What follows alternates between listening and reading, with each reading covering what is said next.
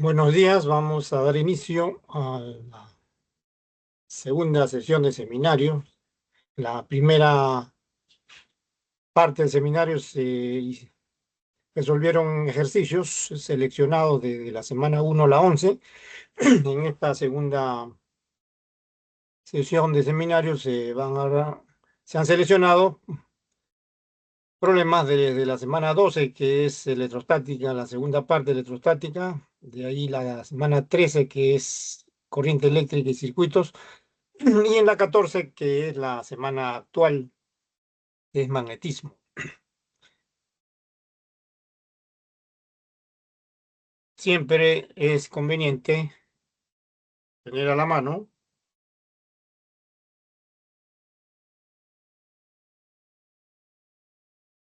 su resumen teórico ahí en su guía de estudio para ir identificando las ecuaciones, las fórmulas que se van aplicando.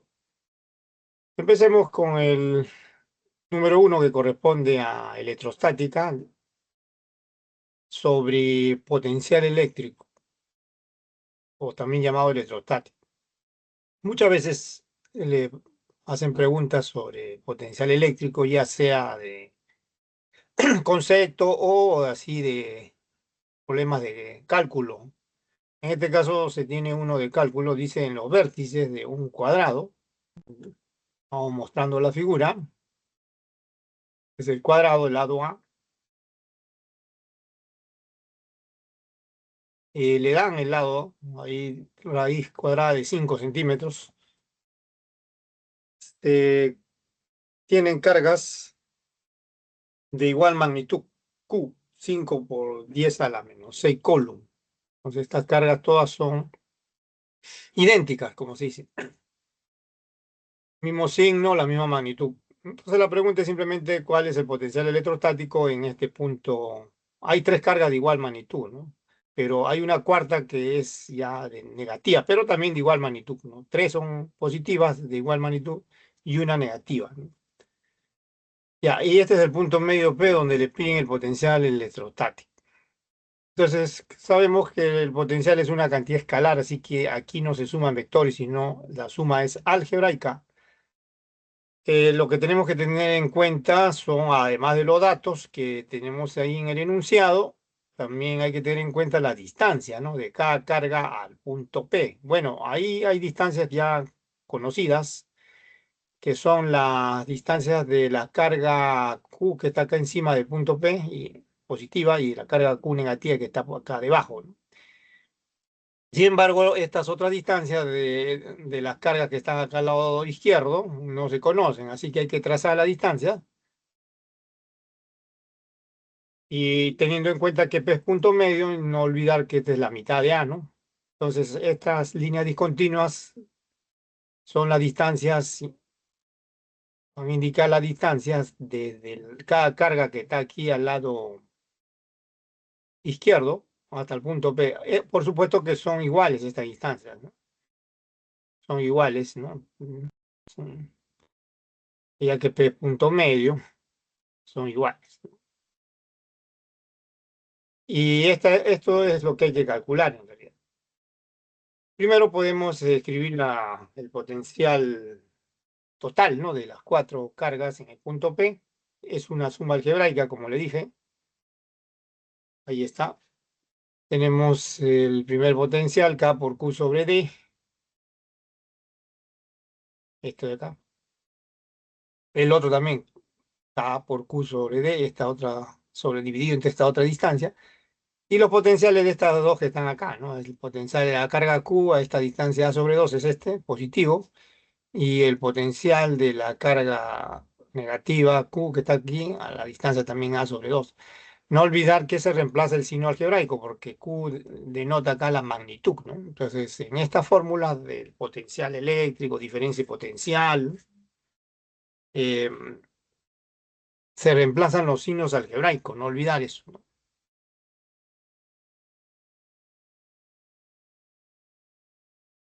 Ya, entonces acá fácilmente nos damos cuenta que se cancelan estas dos, así que quedan las dos primeras nada más,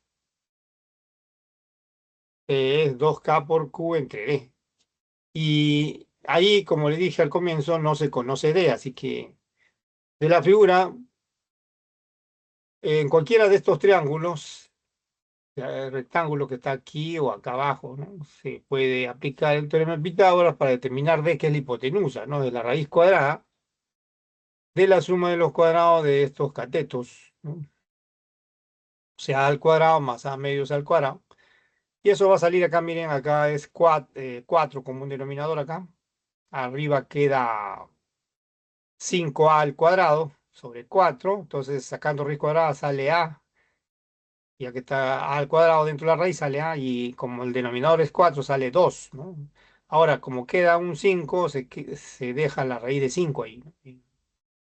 A sobre 2 raíz de 5. Entonces, esto ahora se va a reemplazar acá, ¿no? En la ecuación 1, vamos. O sea, 2 en 1, ¿no? Se reemplaza 2 en 1 y se obtiene lo siguiente. Mira, acá se ha reemplazado. Este 2 sube, ¿no? Este 2 que está acá, como está en la fracción, en el denominador y una fracción, entonces sube, multiplica al otro 2, queda 4K por Q entre A raíz de 5. Ahora, acá se puede racionalizar también, por supuesto. Se puede racionalizar, ¿no? Raíz de 5 abajo, raíz de 5 arriba, ¿no?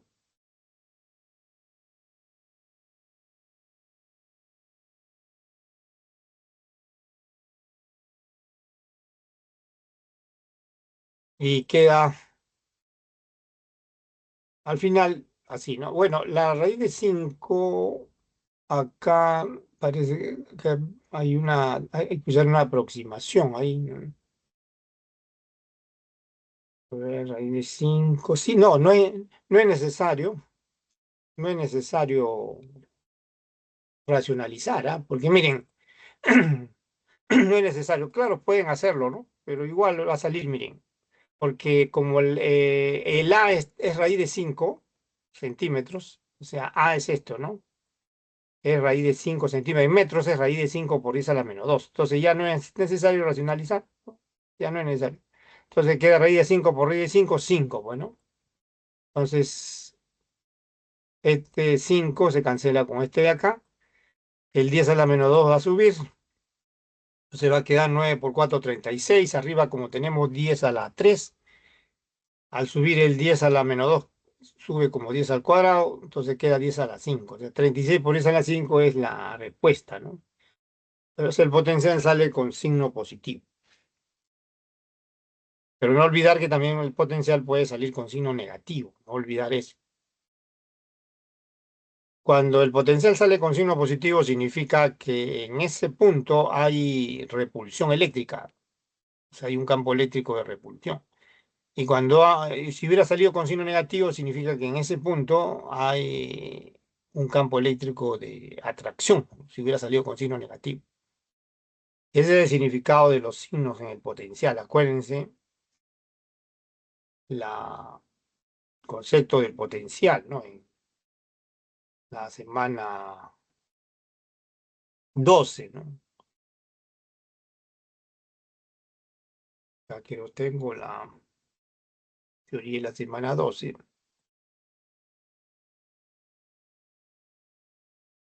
Esto es lo que le estaba hablando ahorita, ¿no? Entonces, el potencial puede salir con signo positivo, significa repulsión, ¿no? El signo positivo significa repulsión eléctrica, el negativo, atracción eléctrica, ¿no? No es que el potencial positivo sea mayor que el negativo, de esa manera no se interpreta, eso es una lectura literal del convenio matemático, ¿no? De los números reales. No, acá los signos en física tienen un significado, no olvidar eso ya. Así como la cantidad de calor ganado o absorbido se escribe con signo positivo, o, o el signo positivo, mejor dicho, en la cantidad de calor significa calor ganado o absorbido, el signo negativo significa calor perdido o liberado. Y así también en cinemática los signos también indican direcciones según los ejes coordenados, ¿no? Entonces los signos tienen un significado exacto, ¿no? Ya, eso no olvidar, ¿ya? No confundir entonces que si es signo positivo es mayor que el negativo, el potencial. No, no, no, no. Positivo significa repulsión eléctrica, negativo, atracción eléctrica.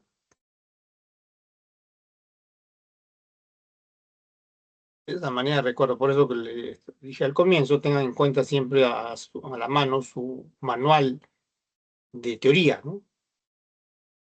Su manual de teoría. Pasemos al siguiente, también es de este mismo tema, que es bastante amplio este tema de electrostática en la segunda parte, y se estudia potencial eléctrico y condensadores. Pero dentro de ese tema hay varios, varios subtemas, ¿no? Por ejemplo, otro es el trabajo en electricidad, en electrostática, el trabajo dentro de un campo eléctrico. Es otro tema también bastante común. Veamos un problema de ese tipo. Dice, vamos mostrando la figura, casi todos tienen figura. Dice, un agente externo traslada lentamente. Lentamente significa sin aceleración, ¿ya? Una carga de más un microcoulomb en una región de campo eléctrico uniforme, ¿no? Desde el punto A hasta el punto B, ¿no? Del punto A del punto B, ¿no? Las líneas discontinuas representan el mismo potencial, o sea, se llaman líneas equipotenciales, en general se llaman superficie equipotencial. La pregunta es cuánto trabajo se realiza sobre la partícula. Como el traslado es lento, o sea, sin aceleración, no importa la trayectoria, ¿ya? Puede ser cualquiera, por ejemplo, esa que ven ahí.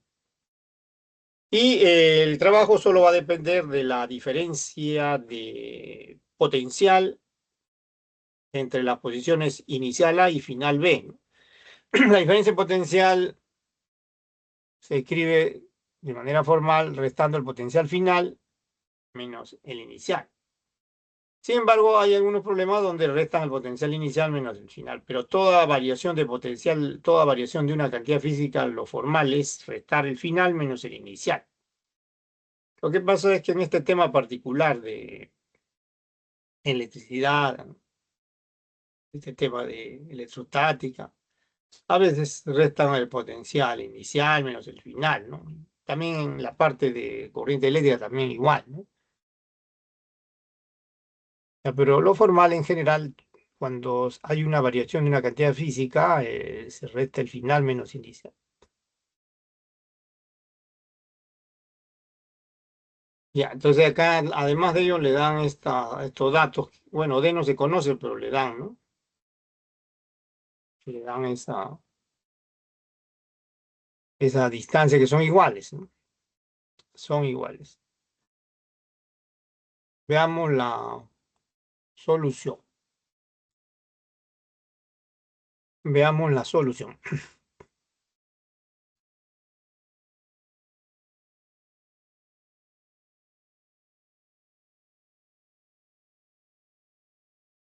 Ya, podemos empezar recordando la expresión del trabajo, ¿no? El trabajo en un campo eléctrico realizado por una fuerza externa. Acuérdense, esto también es importante, miren, porque muchas veces hay confusión en las preguntas de examen. ¿Dónde está? Acá está la teoría. Miren,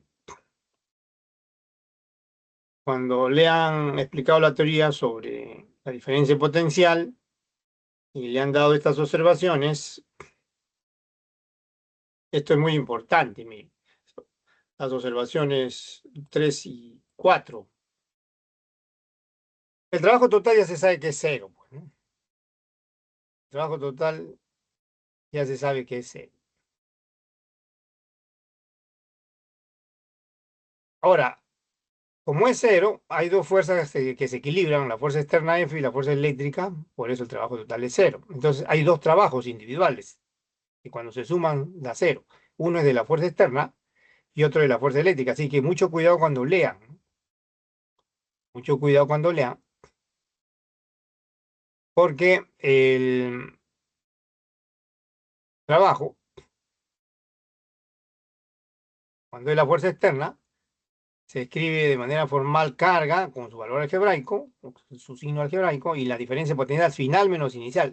Cuando es el campo eléctrico o de la fuerza eléctrica es de la misma manera, ¿no? Se resta el potencial final menos inicial, pero lo único que tienen que recordar es ponerle signo nada más, ponerle el signo menos que está ahí, ¿no? Ya. Y ahí ya pueden evaluar sin ninguna dificultad.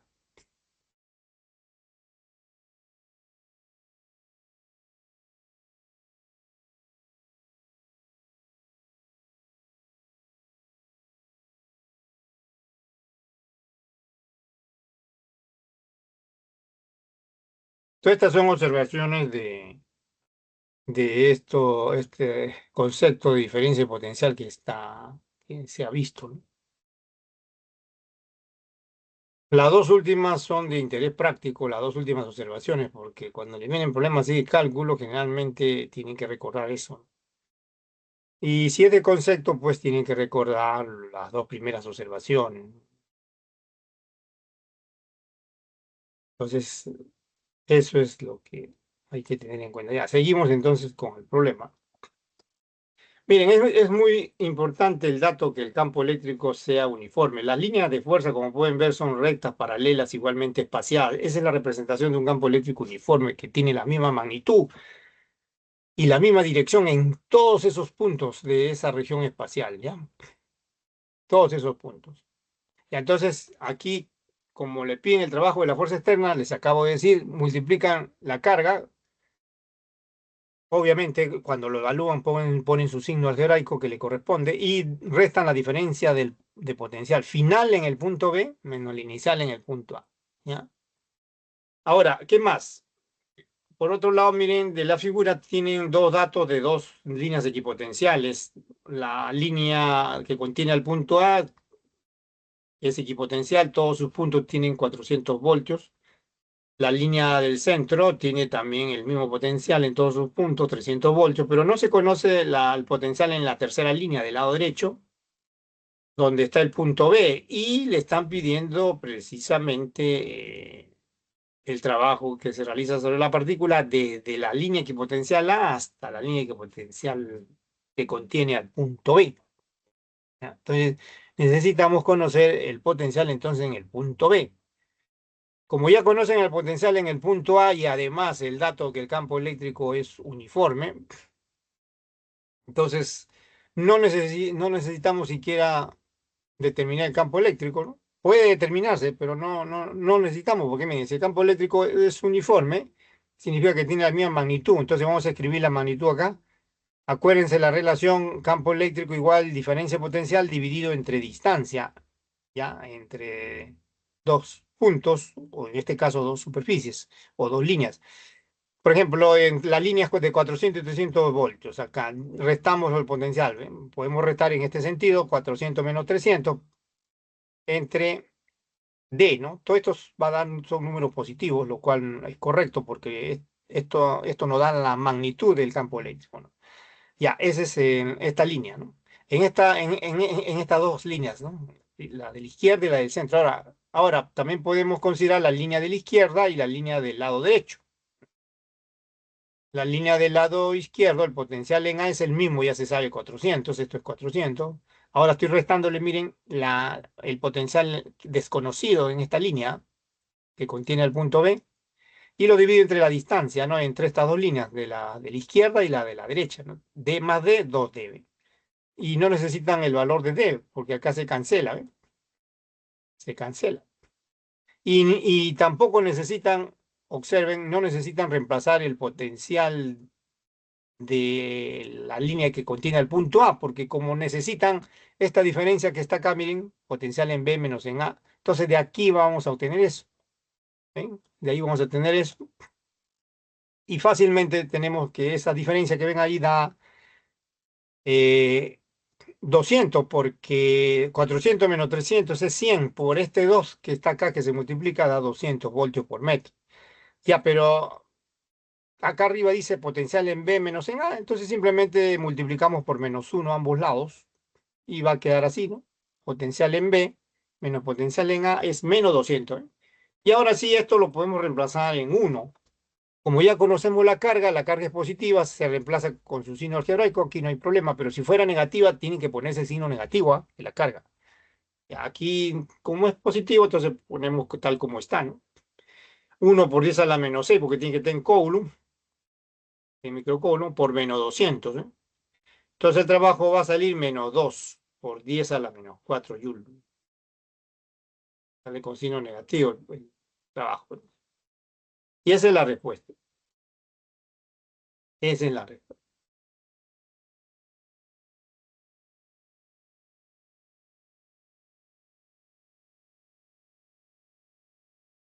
Bien, es problema de cálculo, pero que también tiene bastante concepto, ¿ah? Muchos dicen que las preguntas conceptuales de esta semana 12 y las de la semana 15 son las más complicadas. Bueno, en esa semana 12 creo que sí le llegaron a poner, creo, una pregunta de teoría, creo que sí, ¿no? En este ciclo, ¿no? No me acuerdo bien. Pero comúnmente siempre ponen al menos una de teoría, ¿no? Una de concepto, mejor dicho.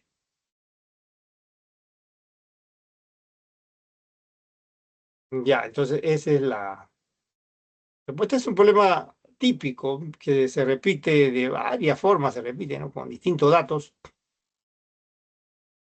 No necesariamente siempre le van a pedir el trabajo, ¿ah? Le pueden pedir, por ejemplo, el campo eléctrico o el potencial de una superficie, de una línea que no se conoce, ¿no? No, no siempre le van a pedir el trabajo, pero sí hay que tener en cuenta el trabajo, campo eléctrico. También no olvidar que hay una relación entre la diferencia potencial y el campo eléctrico, y que también a veces le plantean preguntas, ¿no? Sobre ese tema, ¿no? Allí, si miran en su resumen teórico, también hay preguntas sobre ese tipo. Veamos entonces otro ejercicio de esta semana, perdón, de este seminario 2, ¿no? Del segundo seminario. Ya, veamos entonces. Este problema trata ahora ya de condensadores, que también corresponde a la semana 2. Conexiones de condensadores, la fórmula de la capacitancia o capacidad de un condensador de placas paralelas, que también a veces le puede venir en los exámenes, ¿no? Y hay que recordarlo, ¿no? Hay que recordarlo, ¿no? Por eso aquí en este problema hay que recordar la fórmula de la capacidad o capacitancia de un condensador plano de placas paralelas. Ahí dicen que se tienen dos condensadores, CSU1 y CSU2, cuyas áreas de sus placas son ASU1 y ASU2 respectivamente, y tienen la misma distancia entre sus placas, ¿no?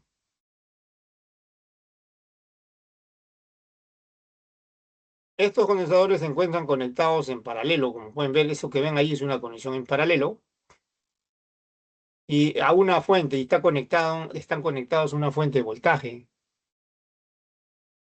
Ahora, dice que los condensadores almacenan cargas de esta magnitud que ven ahí.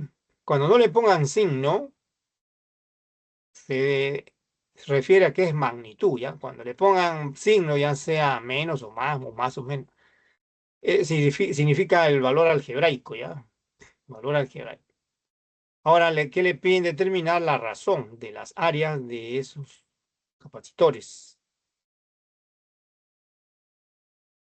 Veamos la solución. Bien, como le dije, están en paralelo, ¿no? Ahí esa conexión es explícita, no necesitan analizar tanto ahí.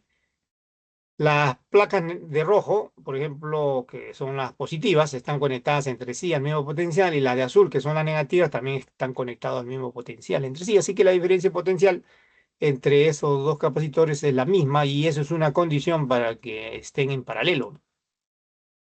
Podemos escribir las capacitancias recordando la fórmula, vuelvo a repetir, para un condensador plano de placas paralelas. Es permitividad eléctrica, que se denota con ese símbolo que parece E, ¿no? Algunos le ponen epsilon, le ponen ahí, epsilon. Comúnmente es epsilon ahí la notación de la llamada permitividad eléctrica del vacío, ¿no? A su uno dividido entre D, ¿no? Y para el otro también, ¿no? O antes de escribir para el otro, podemos escribir o podemos recordar que por definición la capacitancia es una constante de proporcionalidad, ¿no? Que relaciona la carga almacenada entre la diferencia potencial en un condensador. Y eso es lo que está escrito acá al costado, ¿no? Miren, esto es lo que está escrito acá al costado. Así que estos son lo mismo, ¿no? C1, C1. Como son lo mismo, lo podemos igualar, pues, ¿no? Al igualarlo, se despeja a su uno. O sea, esto lo iguala. Esto y esto lo igual.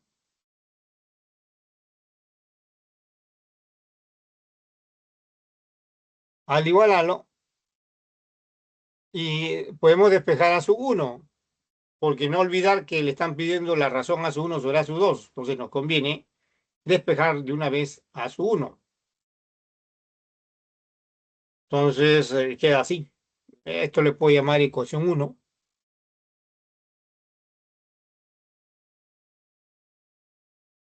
Luego escribimos, se escribe lo mismo ahora, pero para el otro condensador, ¿no? Capacitancia ahí sería otra vez permitividad eléctrica el vacío a sub 2 entre distancia.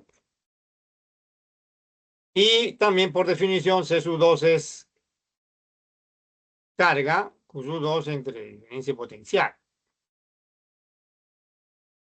Nuevamente estos se igualan, ¿no?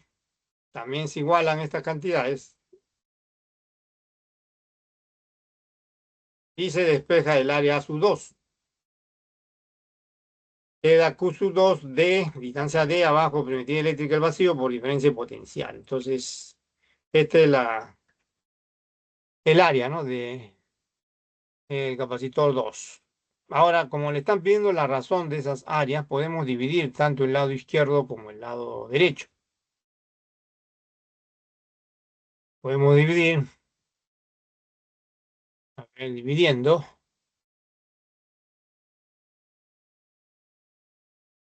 vamos a tener así, miren, A sub 1 sobre A sub 2 en el lado izquierdo y esto que está aquí, esta fracción, entre esta otra fracción en el lado derecho. Observen que aquí hay términos que se van a simplificar, ¿no? Por ejemplo, los voltajes son los mismos, la permitividad es la misma, las distancias son las mismas, así que solamente queda la razón de las cargas, Q sub 1 a Q sub 2. Y como ya se conocen, la razón de las cargas, o sea, se reemplazan los valores de las cargas, 10, la de arriba y microcono, la de abajo 15, microcono también, o sea, queda 10 sobre 15, simplificando, sacando, simplificando, pues, quinta se saca, ¿no? Y queda 2 tercios.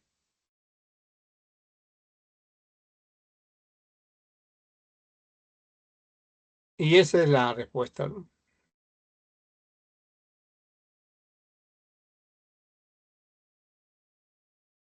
Esa es la respuesta.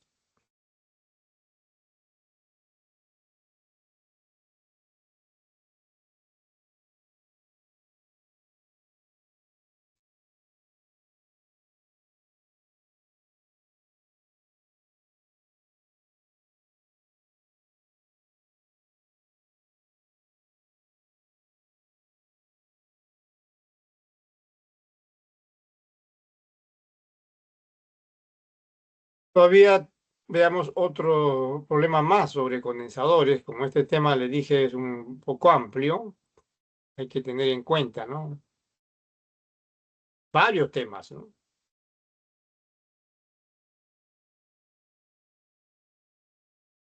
Ya veamos ahora el siguiente, número 4.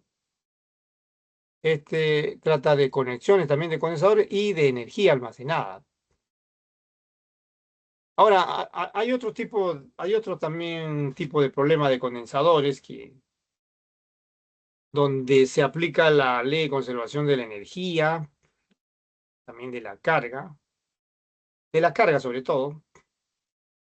Aquí no veo, pero si alcanza tiempo, si nos sobra tiempo, le voy a poner, ya le voy a agregar más ejercicios, ¿no?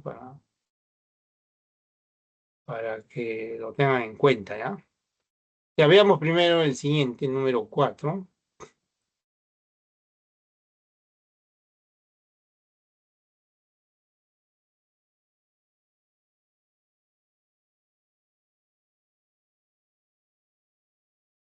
Dice lo siguiente. La figura muestra un arreglo de 5 condensadores conectados a una batería. Ahí está el valor de la fuente, 10 volts. Determina la energía total almacenada en dicho sistema. Aquí hay que observar por unos minutos, por unos segundos, las conexiones de los condensadores que están ahí. No es tan explícito. No es tan explícito. Por ejemplo, miren, este punto es común para estas placas de estos dos y de estos dos.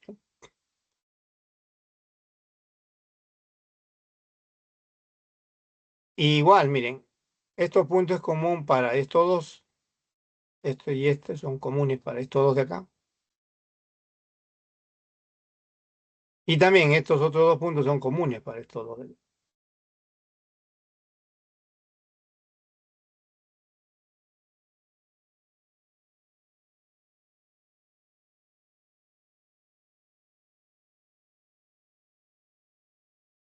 Eh,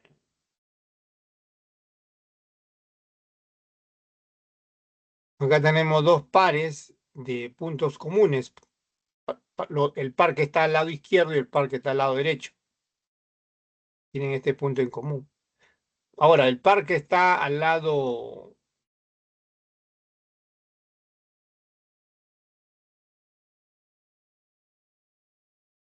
izquierdo, miren, tiene como puntos comunes, o sea, potencial comunes, pues, estos que dos de amarillo que están acá.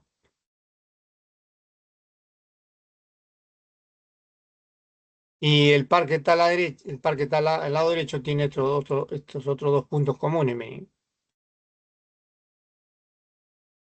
estoy de verlo. Que es el mismo que el potencial de este otro que está acá, este de 3, ¿no? Así, de igual manera, estos dos de amarillos tienen el mismo potencial que esta otra placa que está de este condensador de 3, ¿no? Ya, eso hay que tener en cuenta, ¿no? Entonces aquí, miren, estos dos, como la diferencia potencial entre los extremos de esos dos es la misma, están en paralelo, ¿no? Están en paralelo.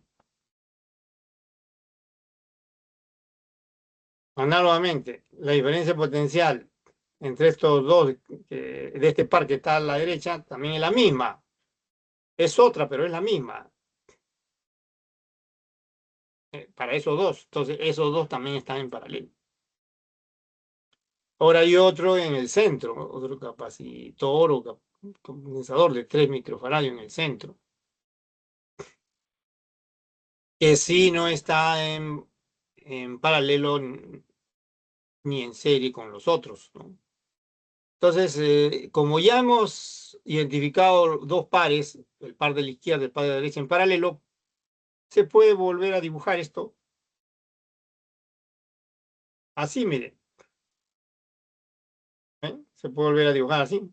Acá están estos dos en paralelo, que son estos de acá del lado derecho, lado izquierdo, perdón, del 4 y de 2 microfarados, y estos son los del lado derecho, ¿ves? De 3 y 3 microfarados. Pero queda uno acá, ¿no? Que está conectado a los extremos de esos dos pares, y aquí lo tienen, este acá. Este de aquí está conectado a los extremos de estos dos pares. Estos son los extremos de estos dos pares, ahí lo voy a poner. el extremo, no, este es el verde y el extremo verde y este es el extremo amarillo, ¿no? Lo voy a poner. ¿Sí?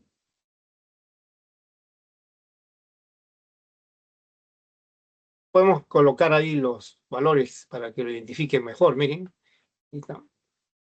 Ahí está. ¿Ven?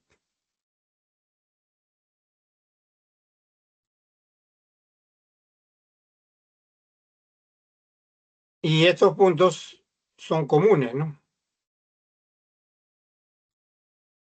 Para esos dos pares.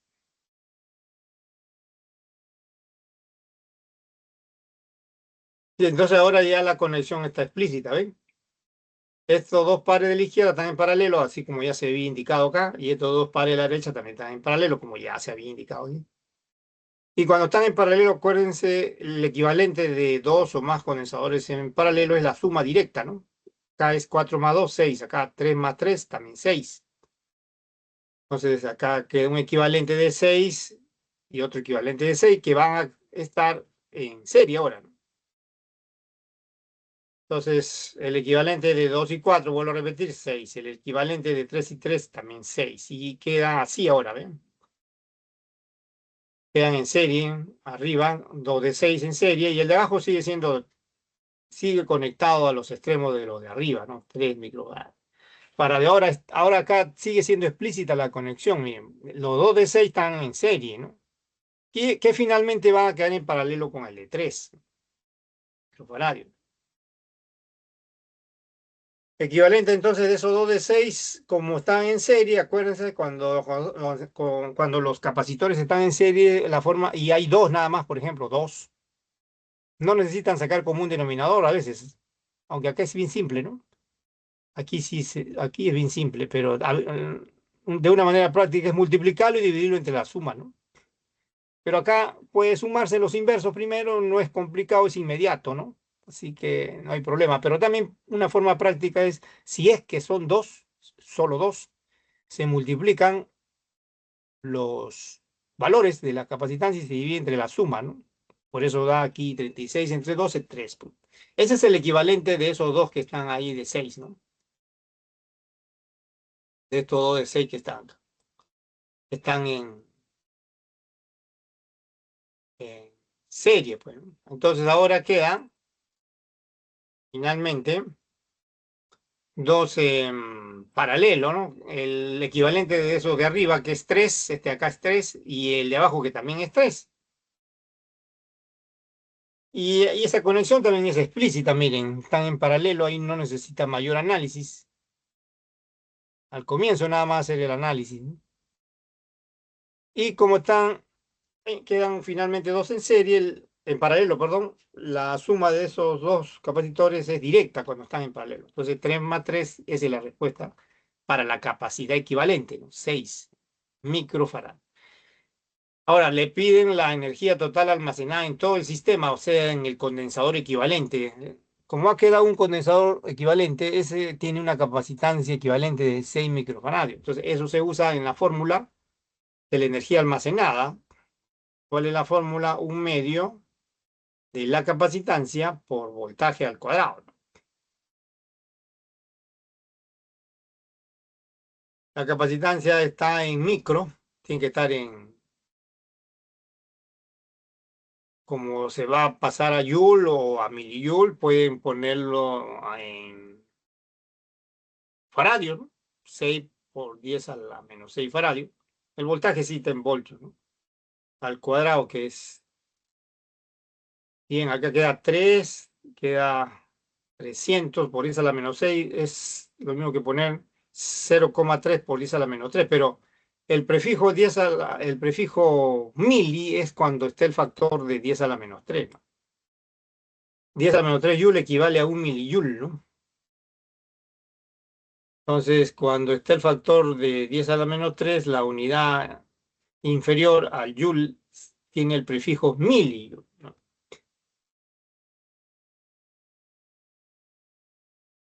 Por eso queda 0,3 milijoule la energía almacenada.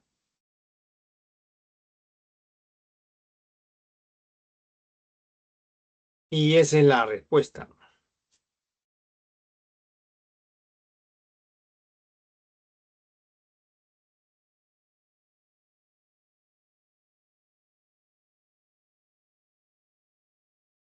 Esa es la respuesta. Este es un problema típico, entonces, también de conexiones de condensadores. Entonces, hemos visto 4 ejercicios de la semana 12, ¿no? Que es, temario es bastante amplio, ¿no? Asimismo, como les dije, hay otros ejercicios también que pueden presentarse, ¿no? Similares.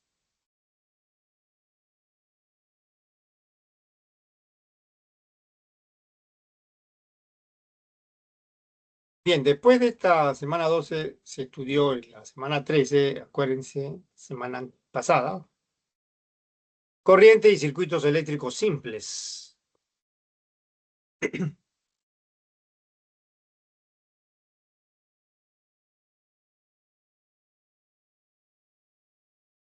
Veamos algunos problemas seleccionados de esos temas. También tiene un temario bastante amplio, este tema de corriente y circuitos eléctricos, partiendo inclusive del mismo concepto de la corriente eléctrica, que es continua en realidad. Intensidad de la corriente, que es una cantidad fundamental, ¿no? Resistencia eléctrica, ley de Ohm, efecto Joule, potencia eléctrica, efecto Joule, ¿no? Fuerza electromotriz, medidores eléctricos, amperímetro, voltímetro, hasta llegar finalmente a los teoremas, a las leyes básicas de los circuitos eléctricos, que son las leyes de Kirchhoff, ley de los nudos y de las mallas. Entonces, es un tema, contiene bastantes temas también en semana 13. Veamos un problema de la semana 13. Como le dije acá en la teoría, incluye todos esos temas, ¿no? Que les acabo de decir, ¿no? Intensidad de la corriente eléctrica, ley de Ohm, potencia eléctrica, potencia disipada, potencia eléctrica disipada en la forma de calor, efecto Joule de calor disipado, conexiones de resistores también, ¿no? En serie, paralelo. Esto está en su guía, ¿no? Fuente de fuerza electromotriz,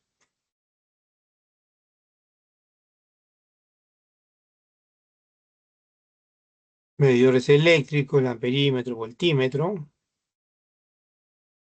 El amperímetro se conecta en serie, no olvidar el amperímetro, el voltímetro en paralelo con un resistor. Y la ley de Kirchhoff en forma práctica, regla de los nudos, sumatoria de las corrientes que entran igual a las que salen, igual a una forma práctica de la regla de las mallas, ¿no? Sumatoria de la FENS en una malla, sumatoria de los voltajes en cada resistor de la malla, y que pueden llevar signo más o menos según se recorra la malla, ¿no? En sentido horario o antihorario, respecto a las flechas de las corrientes, ¿no? Y de la fuerza electromotriz. Esto también han visto la semana anterior, ¿no?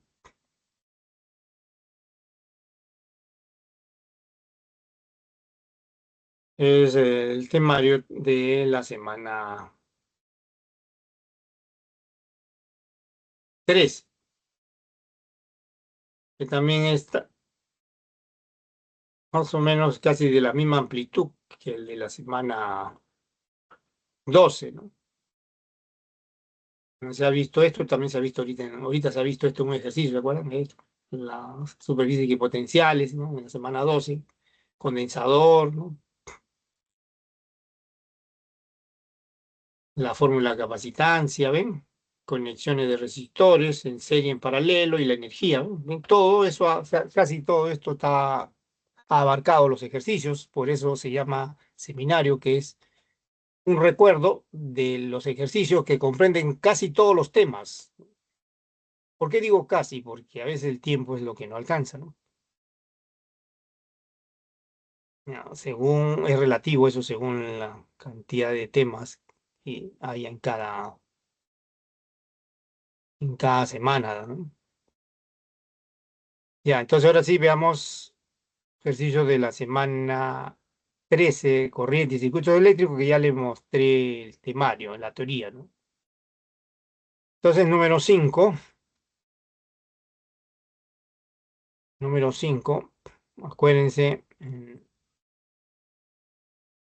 pueden haber problemas de concepto de resistencia eléctrica combinado con con la definición de intensidad de la corriente eléctrica, combinado con la definición o con el concepto de resistencia eléctrica, ¿no? Está dado por estas dos ecuaciones. Miren, no olvidar, ¿ah? Una es esta, la de un conductor recto. Bueno, en realidad esta se aplica a todos los conductores, siempre y cuando, obviamente, tengan la forma recta, que ven ahí, ¿no? La otra más restringida, no olvidar, es la ley de Ohm, ¿no? Que también permite determinar la resistencia eléctrica. Más restringida porque es aplicable a metales o conductores que se elaboran, se preparan, de modo que cumplan esta relación lineal, ¿no? Ya, entonces, veamos ejercicio de estos temas. El 4, ya ahí nos hemos quedado. Veamos el 5, que se trata de resistencia eléctrica, pues. Dice bueno, acá hay que ponerle, hay que separarlo. Y ahora sí, un metal cúbico de resistividad eléctrica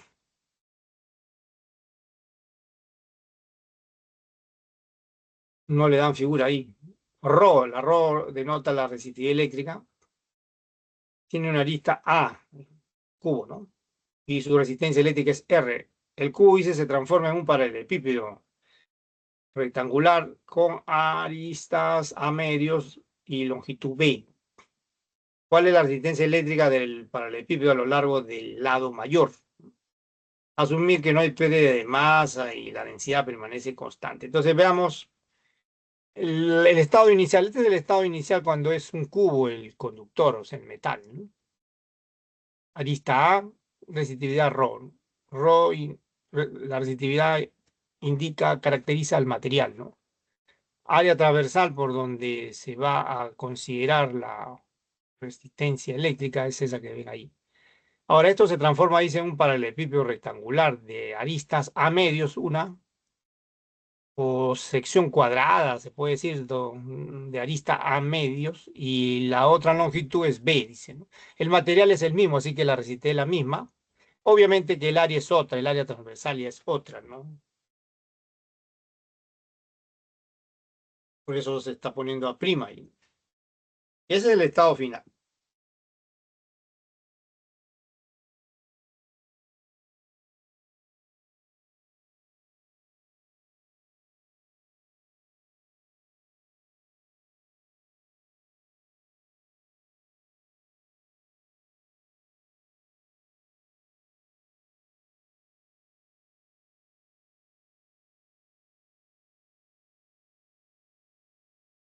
Vamos a utilizar esta ecuación que acabamos de revisar ahorita, ¿no? Resistividad, longitud sobre área, ¿no? Es la fórmula de la resistencia de un conductor lineal, para ser más exacto, recto, ¿no?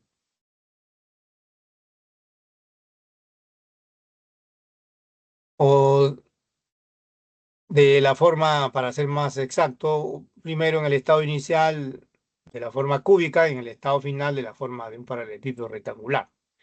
Entonces, cuando es de la forma cúbica, la longitud es A, pero el área transversal también tiene dimensiones A y A, así que el área es A por A al cuadrado. Y eso se reemplaza ahí arriba, en la anterior, y queda así, miren, Rho por A entre A al cuadrado, se cancela un A, ¿no? Se cancela un A, arriba y abajo, queda un A abajo, así que queda solamente esto, ¿no? Resistividad entre A.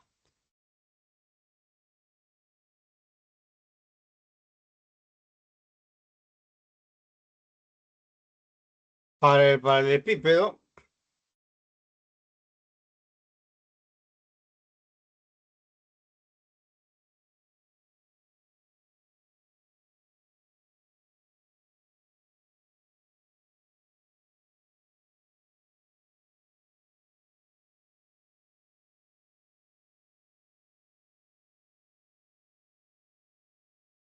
rectangular ahora, la longitud a lo largo de la cual se evalúa la resistencia es B.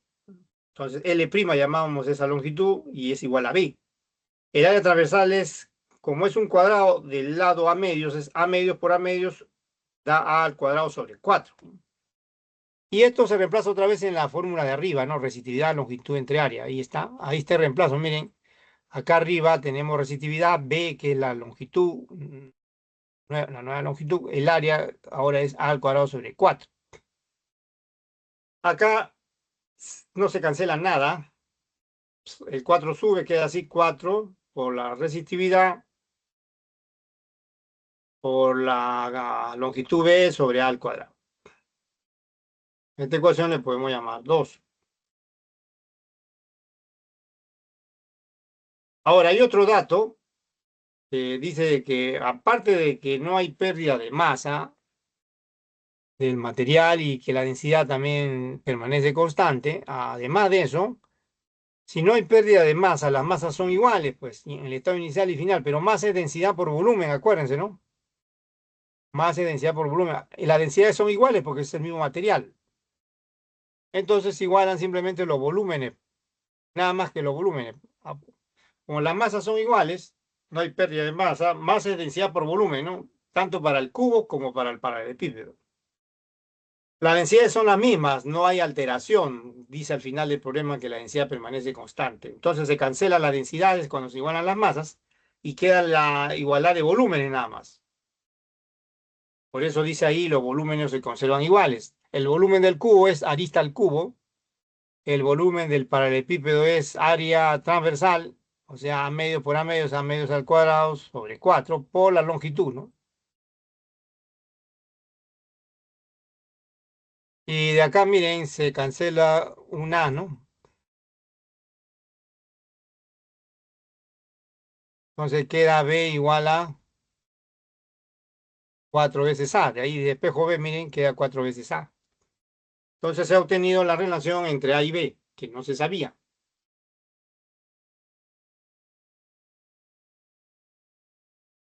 Y ahora sí, se puede reemplazar 3 en 2 y con ello se determina la resistencia del paralelepípedo en función de la resistencia del metal cúbico, ¿no?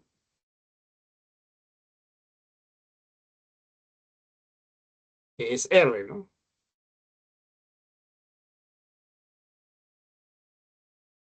Entonces reemplazamos 3 en 2.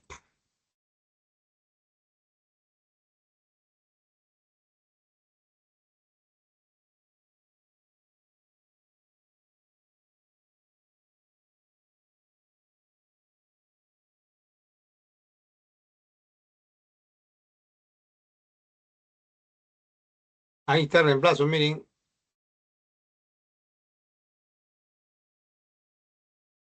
El B es 4A, acá se está poniendo el 4A, ¿eh? Acá es A cuadrado y acá es 4 veces la resistividad. Ahora sí ya podemos simplificar un A, ¿no? Arriba y abajo. Así que va a quedar 4 por 4, 16, resistividad sobre A. Pero esto que está aquí es lo que está acá. Es decir, es la resistencia del metal cuando tiene la forma cúbica, en el estado inicial. Entonces, la resistividad del metal cuando tiene la forma rectangular, ¿no? va a ser 16 veces la resistencia del metal cuando tiene la forma del paralelepípedo rectangular, va a ser 16 veces la resistencia del metal cuando tiene la forma cúbica. O sea, R' va a ser 16 veces R.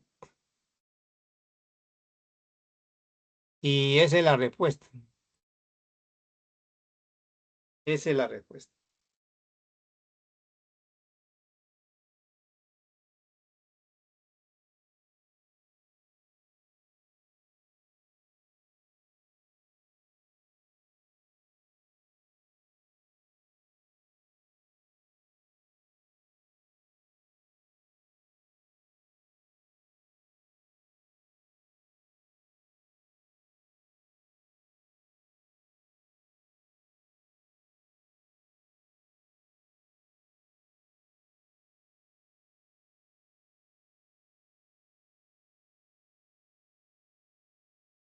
Esa es la respuesta.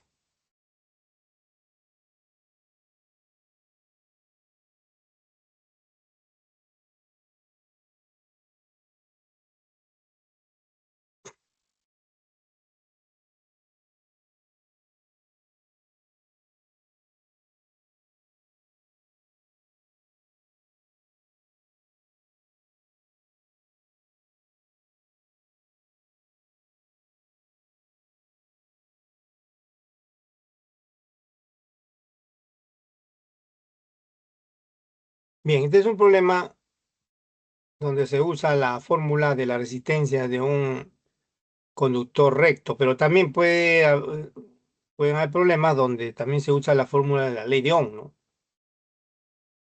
Veamos otro ejemplo. Pueden tomarle captura de pantalla ahí antes de pasar al siguiente, también de este tema de corriente eléctrica y circuitos.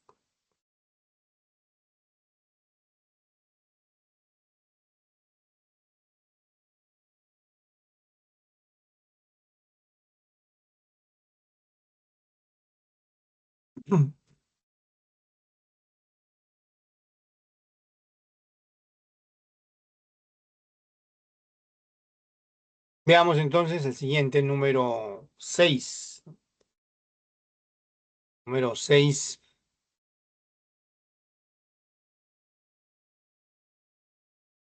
dice, un conjunto de resistores está conectado a una fuente de voltaje de 3,75 voltios, tal como muestra la figura. Vamos mostrando la figura, dibujando la figura.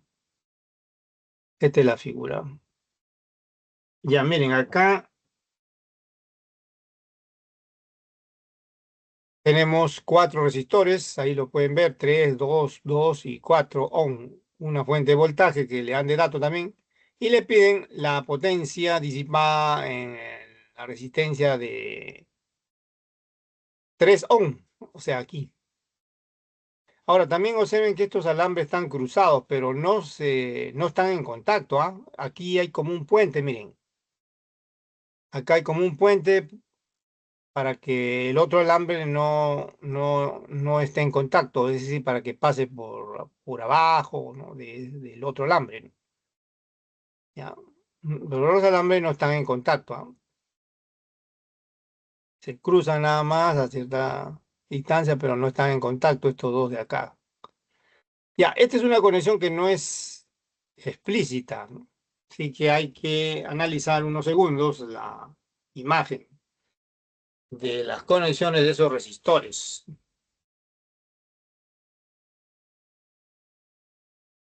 Para distinguir las conexiones en paralelo y las conexiones en serie, siempre es importante, así como en los condensadores, mirar los extremos, observar los extremos de los resistores. Aquí a simple vista, miren, hay un extremo común que lo voy a marcar de amarillo, pues es un alambre solo, ¿no? Cuando vean un alambre solo, todos los puntos tienen el mismo potencial, todos, ¿ya? Eso es algo que tienen que tener siempre en mente, ¿ya? Es un alambre solo que pasa por debajo del otro que está cruzado, ¿no? O sea, todos los puntos de ese alambre tienen el mismo potencial. Ya, pero también hay otras uniones ahí de los resistores. Miren, estos dos que están acá tienen sus extremos a la misma diferencia potencial. Miren, estos extremos que están acá son de amarillo, ¿no? Aquí ven. Estos extremos de estas dos resistencia de 2 ohm tienen el mismo extremo que es el punto de amarillo, el mismo potencial aquí en estos extremos, ¿ven? Ahora, estos otros dos extremos que están acá también tienen el mismo potencial porque concurren en este punto, ¿ven? Entonces, por esa razón están en paralelo, ¿ven? Están en paralelo estos dos, ¿ya? Porque entre estas dos resistencias de 2 ohm existe la misma diferencia potencial, por eso están en paralelo. Ahora, analicemos las otras, la de 3 y la de 4. Miren, este punto que ven acá, llamándole verde, es común también para estas dos, ¿no? Para esta de 3 y esta de 4 es el mismo. Por lo tanto, tiene el mismo potencial, ¿no? Y es más, es el potencial del polo positivo acá de la fuente. Ya, pero estas dos, estos resistores de 3 y de 4, ojo, miren, el resistor que está acá de 3 tiene en su otro extremo el potencial que está de amarillo, ¿no? Y esta de 4 tiene su otro extremo al mismo potencial de estas dos que están aquí, de 2 ohm, ¿no? Entonces esto se puede redibujar también así, miren.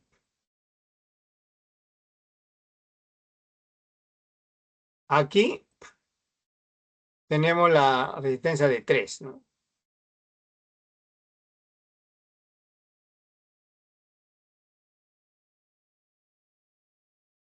Que es la que está acá arriba, bueno.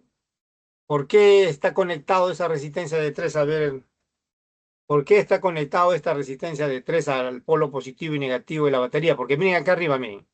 Esta resistencia de 3 tiene el punto de verde conectado al polo positivo de la batería. Y esta resistencia de 3 tiene su extremo de amarillo conectado a este lado negativo de la batería, ¿ven? Este es un solo lado y el mismo potencial. Por eso está así, ¿ven? Ya, este de acá es verde, el de acá, y este es amarillo, ¿no? Ahí lo vamos a poner ahorita. ¿Y a qué más? Ahora, acá al costado, estas dos en realidad quedan en paralelo, ya está indicado ahí, esas de 2 ohm están en paralelo.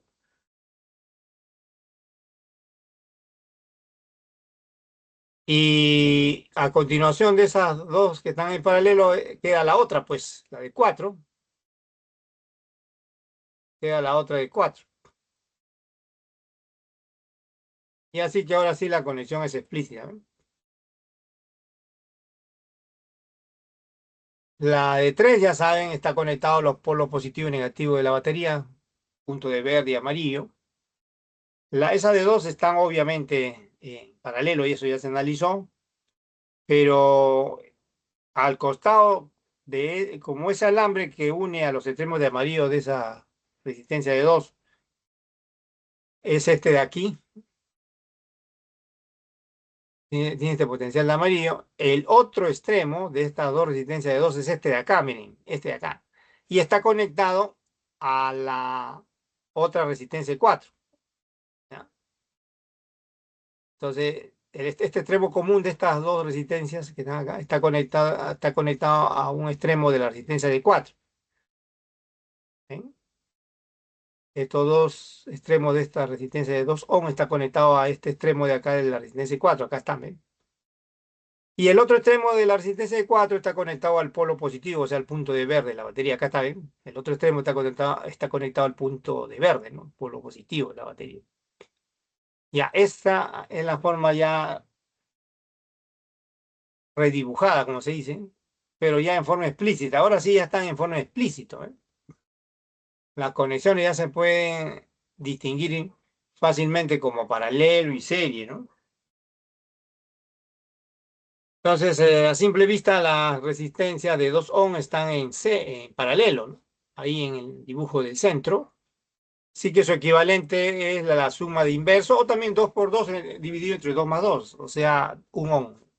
Y queda así, mire, queda Ahora, con la de 4, esa de 1 queda en serie con la de 4. Entonces, su equivalente es la suma directa, 1 más 4, 5. Y aquí se va a dibujar nuevamente todo. Pero ya mostrando en serie, o mejor dicho, mostrando el equivalente de la de 4 que quedó en serie con el equivalente de esa de 2, 11 que están en paralelo, o sea, 5 quedan. Así que finalmente van a quedar dos resistencias en paralelo, la de 3 y esta última equivalente de 5. También está diagramada en forma explícita. Como quedan en paralelo, ya saben, se multiplican, y son dos nada más, se multiplican los valores y se divide entre la suma, y ese es el equivalente. No olvidar que la batería tiene un voltaje, ¿no?, de 3,75 y genera una corriente de menor a mayor potencial. Cuando esa corriente I, están mirando ahí, miren la figura del lado derecho, cuando esa corriente I generada por la batería llega a este punto de verde, que es un nudo en realidad, ¿no? Es un nudo porque es la unión de tres conductores, miren, se va a desdoblar, ¿no? En una corriente que pasa por esta resistencia de 3 ohm y otra que va a pasar por la resistencia de 5 ohm, ¿no? ISO 1 y ISO 2 respectivamente.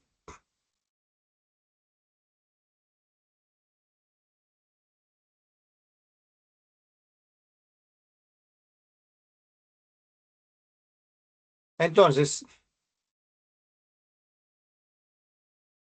y está claro que están en paralelo, su equivalente es 3 por 5 entre 3 más 5. O también podemos, como necesitamos conocer la intensidad de la corriente en la de 3 ohm, primero aplicamos la condición de que cuando están en paralelo dos resistores, la diferencia potencial es la misma, ¿no? Es decir, el producto de la resistencia por la intensidad de la corriente debe ser la misma en la de 3 y en la de 5. Es decir, 3 por I sub 1, acá miren, mirando la figura, debe ser igual a 5 por I sub 2. O sea, la diferencia potencial la que es la misma entre los extremos de estas dos. Que es dato, ¿ah? Es dato, 3,75. De acá solo basta determinar en realidad la intensidad I sub 1, porque la intensidad I sub 1 es la corriente I sub 1 es la que pasa por la de 3, ¿no? Y necesito conocer qué corriente pasa por la de 3. Y ahí está, se despeja I sub 1, queda voltaje entre 3, voltaje 3,75 voltios entre 3. Bueno, eso simplificando da 5 cuartos, ¿ah?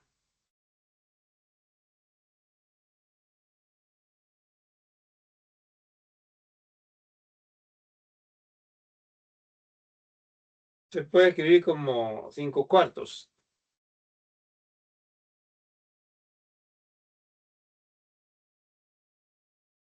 Si usted divide en 375 entre 300, sacan quinta, tercia, queda 5 arriba, 4 abajo.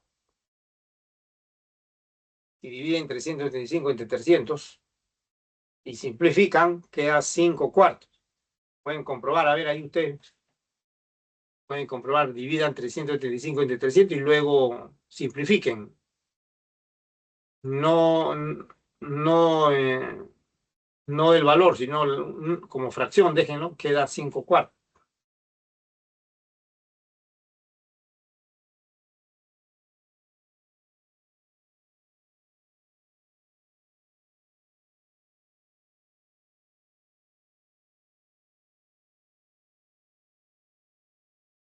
Entonces con eso se ha obtenido I sub 1, pero I sub 1, mirando la figura del lado derecho, pasa por la resistencia de 3.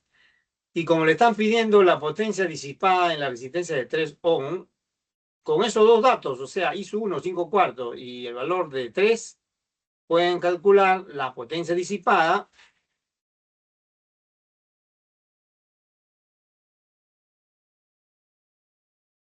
por esta fórmula, ¿no? Intensidad al cuadrado, I sub 1 al cuadrado por R sub 1. R sub 1 es 3, ¿ya? Entonces queda 5 cuartos al cuadrado por 3. 25 por 3, arriba 75. Abajo queda 4 al cuadrado, 16. Bueno, eso no va a salir exacto a 4 decimales todavía, ¿no? 4,6875. Es que se puede redondear a una cifra decimal como 4,7 watt, ¿no? La potencia se expresa en watt o vatios también. Esa es la respuesta.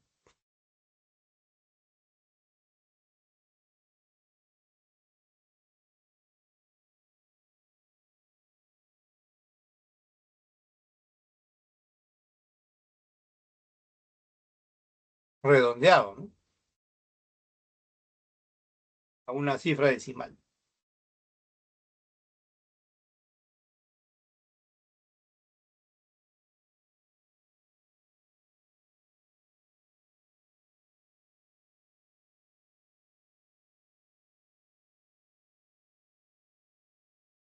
Bien, este es un problema entonces de reforzamiento en el cual hay que analizar primero las conexiones de los resistores, o sea, cómo están conectados los extremos, para después volver a dibujarlo de manera explícita.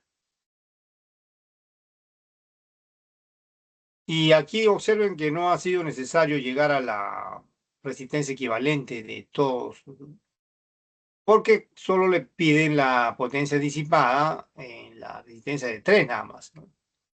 Si le hubieran pedido la potencia disipada en todo el sistema, ahí sí tendrían que reducir todo a la resistencia equivalente, luego calcular nada más, ¿no? A la resistencia equivalente nada más, ¿no? Y ahí se puede calcular ya la potencia, pero con la otra fórmula, ¿no? Voltaje al cuadrado sobre resistencia equivalente, y en ese caso se obtendría la potencia disipada en el sistema, o sea, en todos los resistores. Pero eso no le piden, pues. Le piden la potencia disipada en una resistencia específica, ¿no?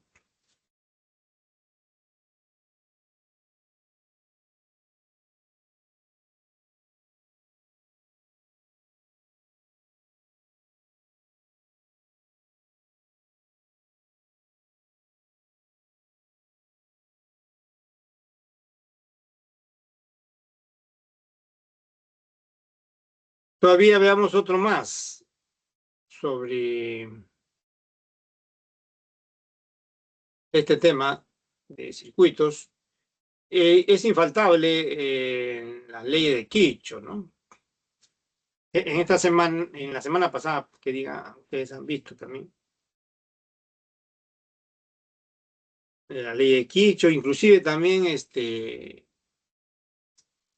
medidores eléctricos, ¿no? Como el amperímetro, que a veces también se ponen en los circuitos, ¿sí?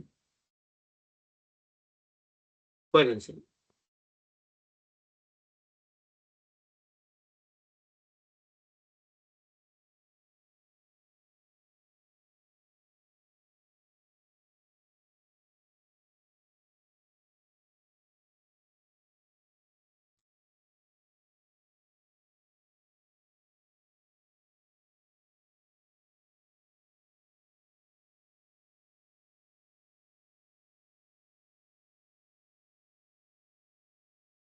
Veamos otro, número 7. Bueno, acá se muestra, nuevamente lo dibujamos. Esa es la figura, dice en el circuito que se muestra, determina, dice la cantidad de calor que se disipa en la resistencia de 5 ohm en 10 minutos. Le dice que consideren un joule igual 0,24 calorías. Según cómo estén las alternativas, pueden estar en calorías, la cantidad de calor, o en joule, ¿no? Le van a poner, eso le van a poner siempre la equivalencia, ¿no? O sea, el equivalente mecánico, el calor también se llama. Ya, este es el circuito, veamos, la solución es una sola malla, como pueden ver, es lo más común. En la semana 13, la semana pasada, le vino, pero no era de una sola malla. A veces le pueden poner varias mallas, pero el problema se resuelve en una sola malla también. A veces le ponen una sola malla, pues es más directo.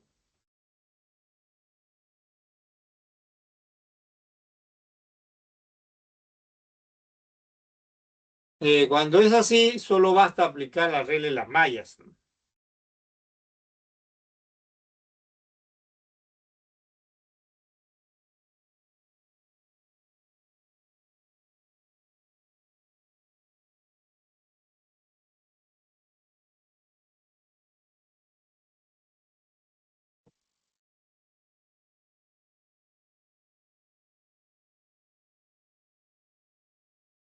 Ya, siempre es útil poner esta flechita, ¿ya?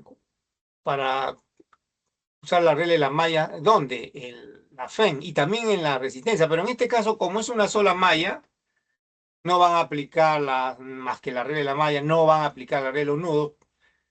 Entonces, la corriente cuando es una sola malla es una sola, ¿ya? Es una sola. Aquí, por ejemplo, es fácil de deducirla sin necesidad de calcular, mirando nada más los valores de la FEN. ¿Cuál es mayor? ¿12 voltios o 8? 12 es mayor que 8. Así que si uno recorre de menos a más cada una de las FENs, la de 12 está en un sentido,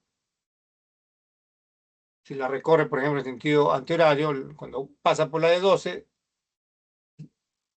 tiene sentido de menos a más, cuando pasa por la de 8, de más a menos. Entonces va el sentido de la única corriente en una malla corresponde simplemente a la FEN de mayor valor, ¿no? ¿Cuál es la FEN de mayor valor? La de 12, ¿no? A simple vista, ¿no? En estos casos es sencillo, pero si fuera un circuito de, como vieron en la semana 14, este día 13, la semana pasada, el problema 8, me acuerdo de los ejercicios de clase, ahí hay que usar la regla de los nudos también, o sea, no solo la regla de la malla, la regla de los nudos. Aquí solo basta la regla de las mallas. Entonces, como ya hemos identificado, comparado los valores de la FEN, la de 2 es mayor que la de 8, entonces el sentido correcto de la corriente en esa malla es el mismo que el sentido de la flecha de la mayor fuerza electromotriz, que es 12. O sea, así como está la flecha de verde, así.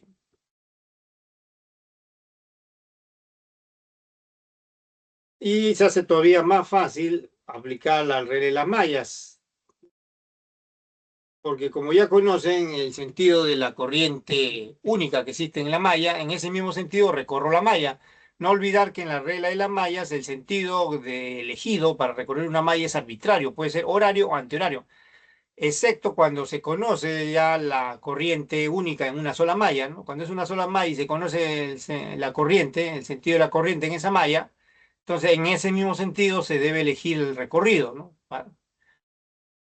Y aquí es antihorario, pues como vamos a ver acá, este es el sentido recorrido que se elige antihorario. Entonces, de la regla de las mallas, considerando el recorrido antihorario, por supuesto, que está ahí, se escribe sumatoria de la FENS. Hay dos posibles signos más o menos según el recorrido, igual a la sumatoria de los voltajes en cada resistencia, o sea, y por intensidad por resistencia, también con dos posibles signos. En este caso, para los productos resistencia por intensidad de corriente es positivo todo, porque cuando se pasa por cada resistencia se recorre en el mismo sentido de la flecha de la corriente, así que todos son positivos en el lado derecho. En cambio, en el lado izquierdo va a ser uno positivo y otro negativo para la fuerza electromotriz. Miren, hay tres fuerzas electromotrices en realidad, ¿no? Cuatro, perdón, cuatro fuerzas electromotrices. Las mayores, ¿cuáles son? La de 10 y la de 12, ¿no?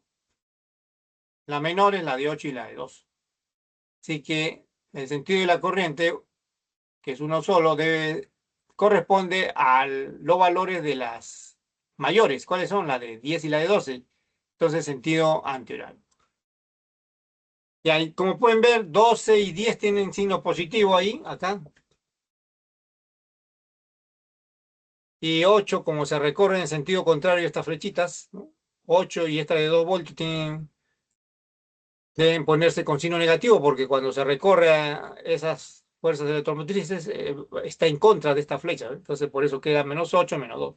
En cambio, los voltajes en cada resistor es el mismo, positivo todos, tiene el mismo signo, porque todos son positivos ya que se recorren en el mismo sentido de las flechas, ¿no? En estas corrientes. Por eso miren, todo así, miren, 5 por I, 7 por I, 9 por I, 3 por I, ¿no? Todos positivos. Se suma en el lado izquierdo, ahí a simple vista da 12, y en el otro lado sumando da 24I. Entonces dividimos 2 entre 24, 0,5 amperes. Esa es la intensidad. Con ese dato ya podemos determinar la potencia disipada en cualquier resistora, en cualquiera. Por ejemplo, en el de 5, nada le piden, pueden determinarlo en cada uno de ellos y al final inclusive pueden sumarlos, todas las potencias disipadas, o mejor dicho, toda la cantidad de calor disipado, y eso da pues la cantidad de calor disipado en todo el circuito. Pero eso no le piden la cantidad de calor disipado solo en la resistencia de 5 nada más, o sea, en esta de acá.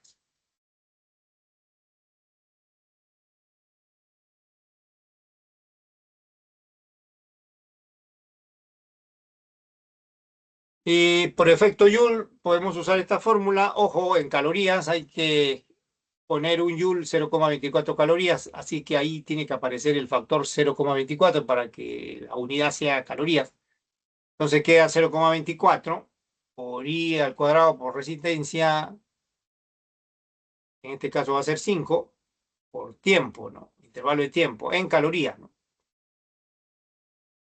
En calorías.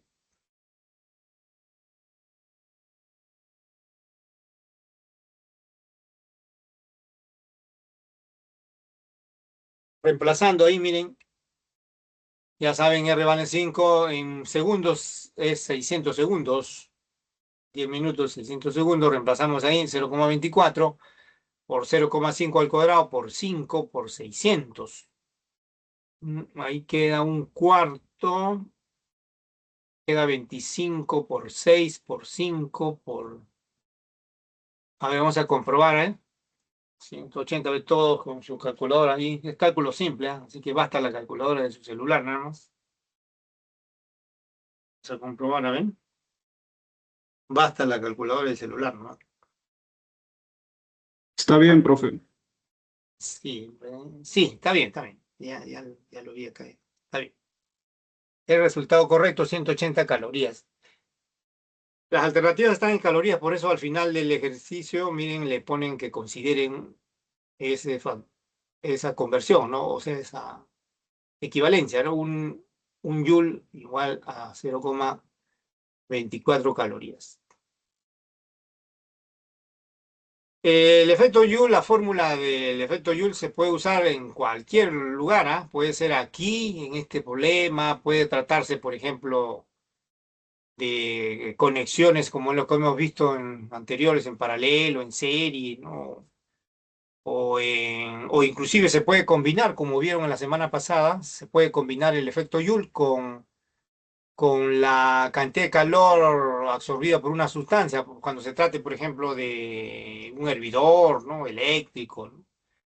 Se puede combinar esta fórmula con la de la semana 10 o sea, la cantidad de calor, ¿no? Que absorbe o libera una sustancia, ¿no? Puede combinarse esto, ¿no? Eso lo vieron en un ejercicio de la semana pasada, ¿no?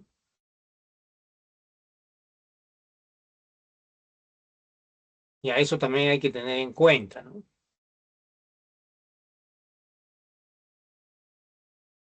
Bien, entonces este es un problema también típico de circuitos eléctricos simples. Ahora, el otro tema que sigue de la semana 14, que es la semana actual que está terminando, ¿no? Es magnetismo, ¿no? Es magnetismo. No olvidar que han empezado esta semana con con el concepto de polos magnéticos. También el temario es más o menos amplio. Vamos a ver. Sismo, pueden ver. Empezaron con el concepto de polos magnéticos. eh, Luego la definición de campo magnético en analogía con el campo gravitatorio. Fuerza magnética por unidad de carga, por unidad de rapidez, o fuerza magnética por unidad de corriente, por unidad de longitud, son equivalentes esas definiciones. Primero se empezó a estudiar el campo magnético producido por corrientes en dos casos particulares. Una es el de una corriente rectilínea muy larga. Ahí había una regla en la mano derecha, acuérdense, se empieza con el dedo pulgar que indica la corriente y los dedos enroscados indican la circulación del campo magnético. Puede que un problema el alambre le pongan en el mismo plano, pero también le pueden poner a veces el alambre perpendicular a un plano, así que la corriente se puede describir saliendo del plano por un punto o entrando al plano por un aspa.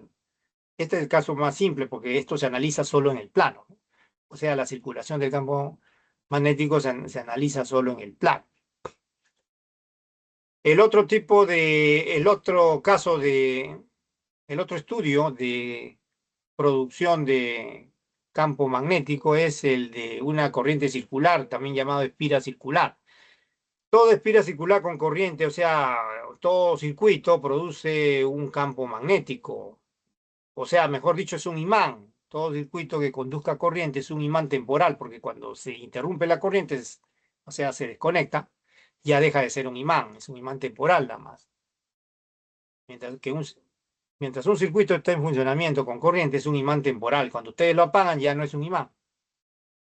Eso tienen que diferenciarlo de los imanes naturales, como son el fierro, el cobalto, ¿no?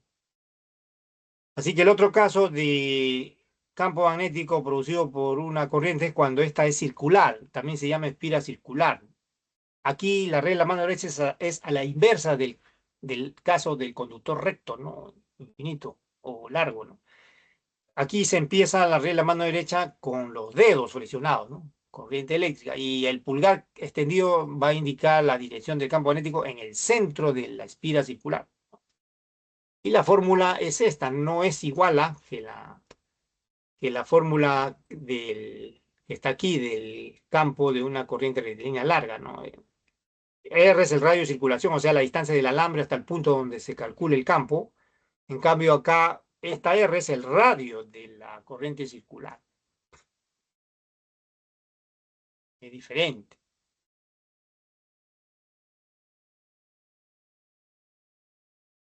Y esta observación también es muy útil. Miren, esta observación que está acá, muchas veces en este tema no le ponen la corriente circular completa, sino un arco nada más, o sea, un segmento. En este caso, el campo de ese segmento es una fracción menor que uno, que el campo completo de la corriente circular completa.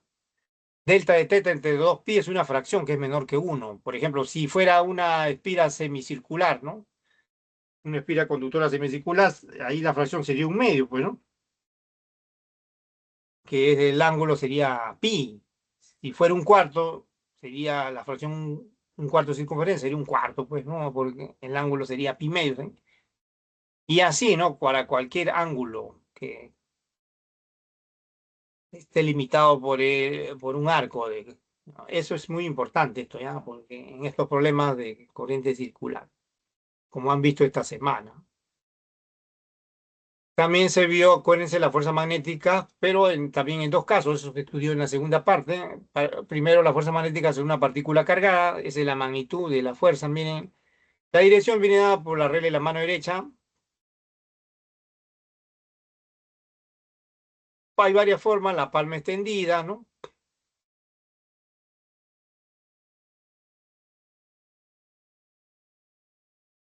La forma más directa son la palma extendida y la de los tres dedos, ¿no? La que está a la izquierda, la que está a la izquierda es la forma de los dedos flexionados. Al final los dedos tienen que flexionarse hacia el campo magnético, pero las más directas son la del centro y la de la derecha. Ahora, cuando es negativa la carga es exactamente lo mismo, es como la imagen en un espejo, como la imagen en un espejo. Así que cuando se trata de partículas cargadas pueden usar la derecha para carga positiva, la izquierda para la negativa. Eh, si es que quieren obtener la dirección de la fuerza magnética automáticamente en un solo paso, pero pueden usar solo la derecha. Lo que pasa es que si es negativa, al final van a tener que invertir la dirección, ¿no? En cambio, si la carga es negativa y usan la mano izquierda, entonces le va a salir automáticamente la dirección, ¿no? De la fuerza magnética, sin necesidad de invertir la dirección. Ya, eso queda, por supuesto, ya a gusto del estudiante si es que va a usar, ¿no? Y esta fórmula que ven acá es la que más se usa cuando la velocidad y el campo magnético son perpendiculares, ¿no? Esta es la que más se usa. Hay casos en que es cero la fuerza magnética, ¿no? Cuando son paralelos la velocidad y el campo magnético, y cuando la carga es cero o no se mueve la carga. Este caso que ven acá, no ha habido problemas en la hoja de ejercicio sobre la trayectoria de una partícula en un campo magnético uniforme, donde ustedes tienen que usar la segunda ley de Newton de la dinámica del movimiento circular, igualan la magnitud de la fuerza magnética máxima con la fórmula de la masa por la aceleración centrípeta, ¿no? Rapidez tangencial al cuadrado sobre radio, ¿no? Por rapidez angular al cuadrado por rad. Y lo último que se estudió esta semana ha sido la fuerza magnética sobre un conductor recto de determinada longitud. Aquí solo se usa la mano derecha nada más porque la corriente I es la llamada convencional, es decir, la que tiene la misma dirección de la carga positiva, es decir, contrario al movimiento de los electrones tienen carga negativa. De la definición de campo magnético se escribe la magnitud de la fuerza magnética acá. En vez de la carga es intensidad de corriente, el resto es lo mismo, ¿ah? Longitud, también en vez de la rapidez es la longitud, ¿no? Y el resto es lo mismo, ¿no? La magnitud del campo magnético y el seno del ángulo, es lo mismo. Aquí también, en muchos casos se usa la fórmula que está ahí, miren, la fuerza magnética máxima. Y intensidad L longitud, B mayúscula campo magnético. Y hay casos en que es cero la fuerza magnética, cuando el campo magnético es paralelo al conductor o a la corriente en el conductor, o cuando no hay corriente.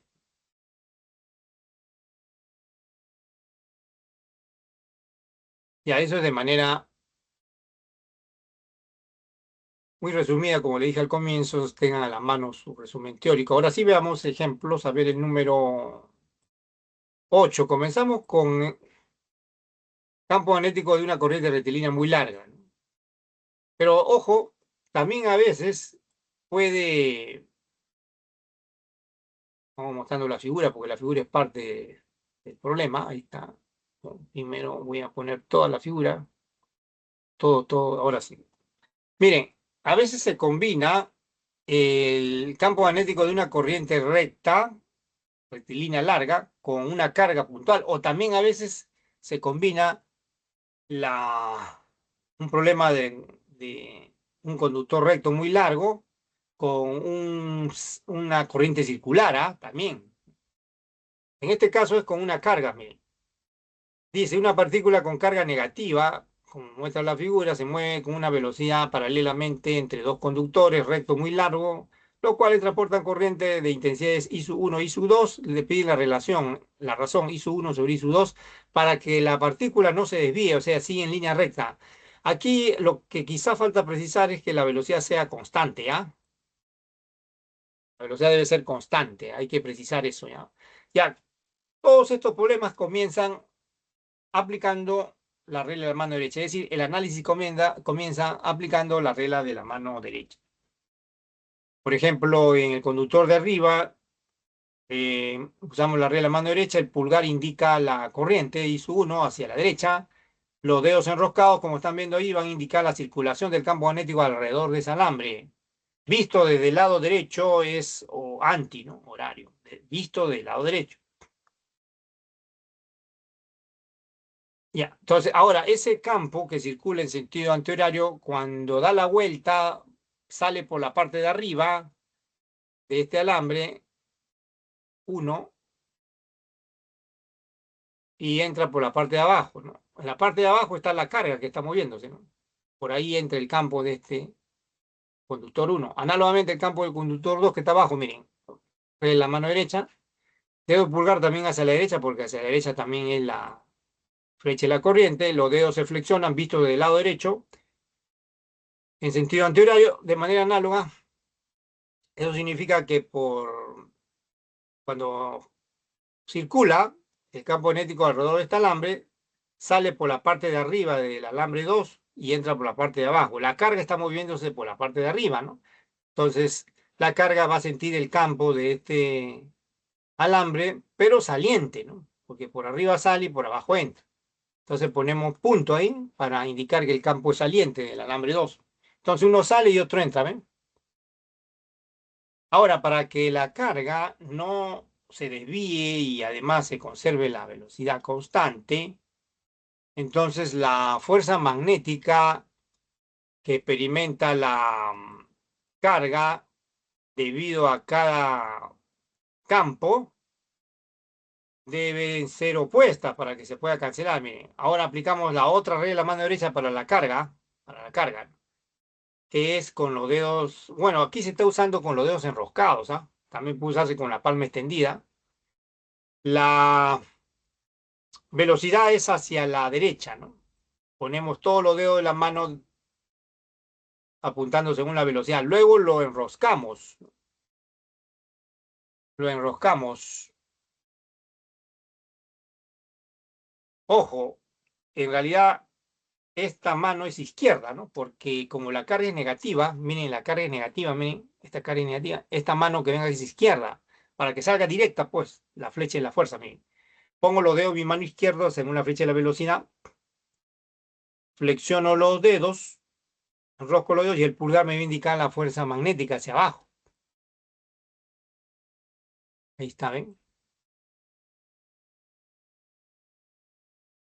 Flexiono la fuerza magnética sobre el conductor uno va a ser hacia abajo. Ahora, ¿por qué pongo la palma con los dedos primero hacia la derecha?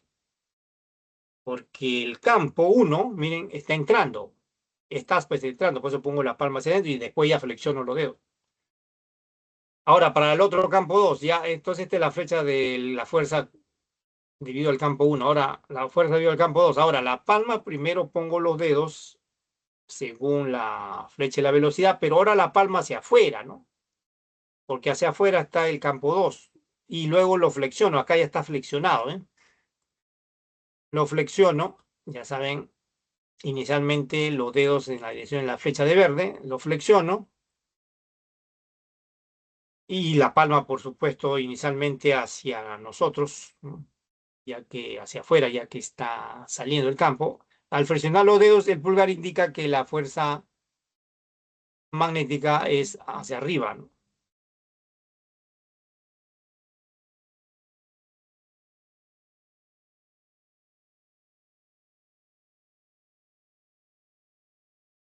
Y tienen que cancelarse esta fuerza. Ustedes pueden practicar a ver con la otra forma, ¿ya? Con la palma extendida y van a comprobar lo mismo, ¿ya? Con la palma extendida pueden practicar y van a llegar a lo mismo, ¿no?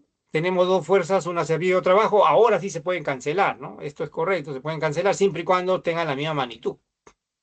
Entonces, la primera condición de equilibrio se cancelan, pero hay que igualar la magnitud, ¿no? Y como es máxima, ya que la velocidad es perpendicular al campo, escribimos carga, rapidez, campo, ¿no? Tanto para la, el campo V1 como el campo V2. Ahora, la carga es la misma, la rapidez es la misma, miren, queda fácil. Esto se cancela, queda que los campos deben ser iguales. Y si los campos son iguales y usamos la fórmula, permeabilidad vacío, magnética vacío, corriente I1 sobre 2pi por esta distancia R1. ¿Cuál es la distancia R1? La distancia del alambre 1 hasta la línea donde se mueve la carga, que es 60 centímetros. R1 es 60 centímetros. El otro campo, B2, es permeabilidad corriente ISU2 por la distancia del alambre 2 hasta la línea donde se mueve la cara. ¿Cuánto es? 80 centímetros. R sub 2 vale 80 centímetros. Pero tiene que estar en metros. Al final, aunque aquí no va a ser necesario porque los centímetros se cancelan. Queda esa razón, miren. I sub 1 sobre R sub 1 en el lado izquierdo, I sub 2 sobre R sub 2 en el lado derecho. Y como le están pidiendo esa razón de las corrientes, I sub 1, I sub 2, lo dividimos, pues I sub 1 entre I sub 2 y en el lado derecho va a quedar R sub 1 sobre R sub 2. R sub 1 es 60 centímetros, R sub 2 es 80 centímetros. Entonces, eso lo reemplazamos. Ahí está R sub 1 60 centímetros, R sub 2 80 centímetros, se cancelan los centímetros. Simplificamos al máximo ahí, queda mitad de 6 3, mitad de 8 4, 3 cuartos. Esa es la respuesta. 3 cuartos.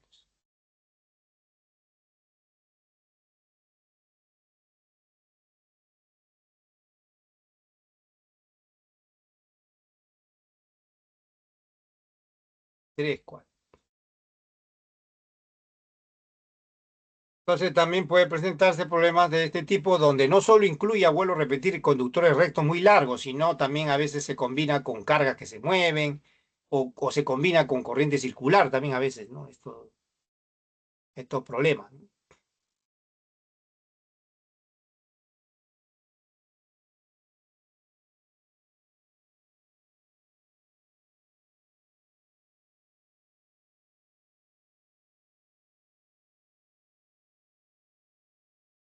Veamos otro, también de magnetismo, número 9. Dice, un conductor de 3 cuartos de circunferencia, o sea, cuya forma es 3 cuartos de circunferencia, tiene un radio 2R y se tiene una espira circular de radio R. Se encuentra en el mismo plano, vamos mostrando la figura, esa es la figura. La intensidad I ahí en la figura, en el conductor de naranja, o sea, 3 cuartos de circunferencia, vale 0,2 amperes, radio R es 10 centímetros. Determine la magnitud del campo magnético resultante en el punto O, centro de la circunferencia. Ojo que en el conductor de verde puede considerarse como una espira circular completa, ¿ya? Y la corriente que circula por ese es el doble, ¿ah? 2I. Entonces, lo primero que hay que hacer es aplicar la regla mano derecha por una corriente circular. Pero hay que tener en cuenta que la de verde nada más es circular completa, la de naranja es 3 cuartos de circunferencia, ¿no? Ya, llamemos uno al conductor en 3 cuartos de circunferencia, al conductor que es 3 cuartos de circunferencia, y a la espira circular completa le llamamos conductor 2, ¿ya? Aplicamos la regla mano derecha B para el conductor 1. La corriente circula en sentido horario, enrosco los dedos en sentido horario y el pulgar me dice que es entrando, ¿no? ¿Ven? Corriente, circulación horaria, aguja de reloj, y el pulgar me dice que el campo de la corriente 1 es entrando. Entonces ahí pongo en el centro, en el punto O debo poner el campo entrante, ves 1, ¿eh? Ahora igual para la otra, ¿no? Enrosco los dedos, pero ahora en sentido antihorario, para la corriente 2, antihorario. La intensidad es 2IA y el pulgar indica que está saliendo. Pulgar sale, indica que el campo magnético sale ahí en el punto O. Uno entra y otro sale. Depende la magnitud del campo magnético resultante. Como son vectores paralelos con sentido contrario, la magnitud de la resultante va a ser la diferencia entre la magnitud mayor menos la menor. La mayor debe ser, obviamente, del conductor 2, porque miren, la intensidad es el doble y el radio es la mitad, ¿no? En todo caso, eso lo vamos a comprobar ahorita, ¿ya? Miren, escribamos primero el campo del conductor 1, que es 3 cuartos de circunferencia. Ahí está, miren, la fracción, delta de teta sobre 2pi. Como es 3 cuartos de circunferencia, es 3pi medio, pues. Entre 2pi queda 3 cuartos, pues. ¿De qué? 3 cuartos de 2 veces el radio. 2 veces el radio es 2 veces 2R, porque el radio del conductor 1 es 2R. 2 veces 2R, o sea, 4R. Ya, eso es cierto. Ya. Lo evaluamos, ¿eh? Acá queda permeabilidad 4 pi por 10 a la menos 7, la intensidad 0,2, abajo queda 4 por el radio, que tiene que estar en metros, ¿ah? El radio 10 por 10 a la menos 2 metros. Esto es fácil de simplificar, miren, 4 arriba, 4 abajo se simplifica. Eh, y va a quedar acá, a ver, 3 medios en realidad, porque acá queda 0,1, acá queda 2, 3 medios, 1,5 pi queda, 1,5 pi, como acá queda 0,1, o sea, 10 a la menos 1, el factor de 10 que va a quedar va a ser a la menos 7, ¿no? Porque 10 a la menos 1 arriba, 10 a la menos 1 abajo se cancela, queda 10 a la menos 7 tela, ¿no? Y análogamente para el conductor 2, que se considera como espira circular completa, pero la intensidad es el doble, bueno, pues por eso se pone acá 2i, ¿no? Y abajo 2r, 4 pi por 10 a la menos 7, la permeabilidad, la intensidad I es 0,2, o sea, pero el doble, ¿no? 2 por 0,2.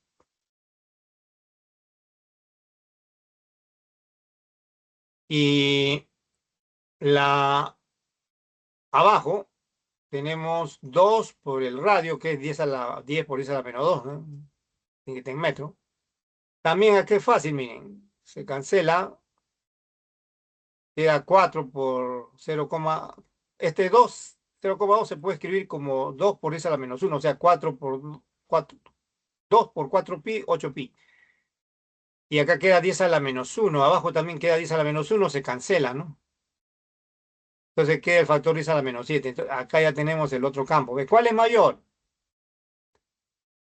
Ya se sabía del comienzo, como le dije, el mayor es el que tenga menor radio y es más, si tiene mayor corriente, mayor todavía, ¿no? Entonces, este de abajo es el conductor 2, genera un campo de mayor magnitud que el conductor 1, ¿no?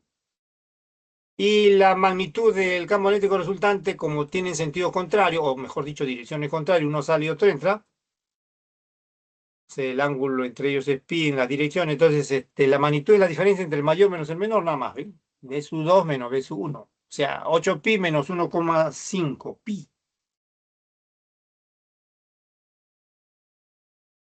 Y eso da 6,5 pi, el factor de 10 es el mismo, ¿ah? 6,5 pi por 10 a la menos 7 tela. Y esa es la respuesta.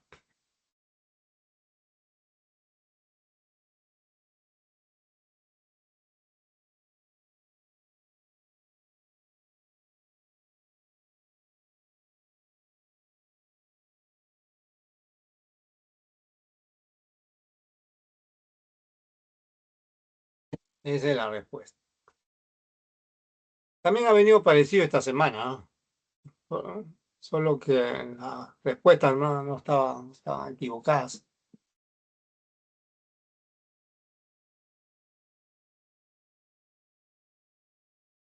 Ahora, también este tema es infaltable, también fuerza magnética sobre conductor, sobre un conductor recto, ¿no? Así como hemos visto en el problema 8, fuerza magnética sobre una carga, también a veces se combina, o mejor dicho, le proponen problemas de fuerza magnética sobre un conductor recto, ¿no?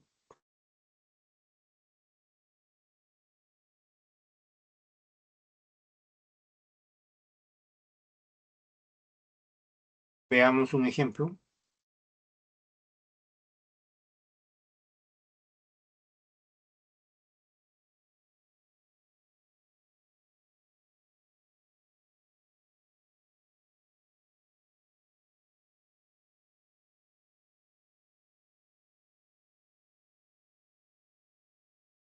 O porciones de conductores rectos, así como también vino esta semana, ¿no? Porciones, segmentos, pero rectos, ¿no? De un conductor ubicado en un campo magnético externo. Ya dice, un conductor está inscrito, dice, en un hexágono regular, o sea, está doblado sobre 3 lados de un hexágono regular, de lados 20 centímetros, como muestra la figura.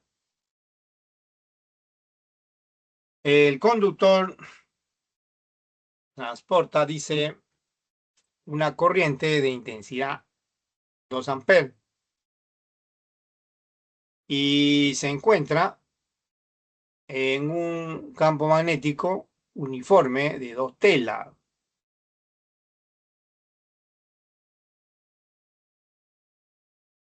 Determine la magnitud de la fuerza magnética resultante sobre el conductor.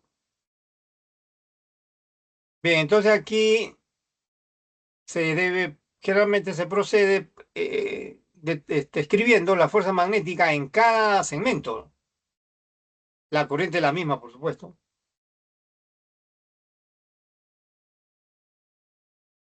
Por ahí se empieza entonces con la regla de la mano derecha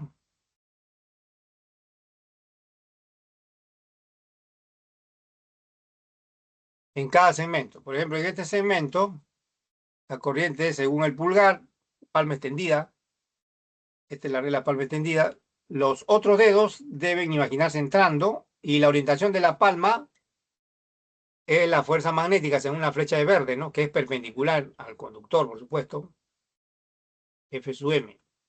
Análogamente en el de arriba, miren, el pulgar hacia la derecha, orientado hacia la derecha, corriente, los otros dedos deben imaginarse entrando y la palma orientada hacia arriba significa la fuerza magnética aquí hacia arriba, flecha de verde, ¿ven?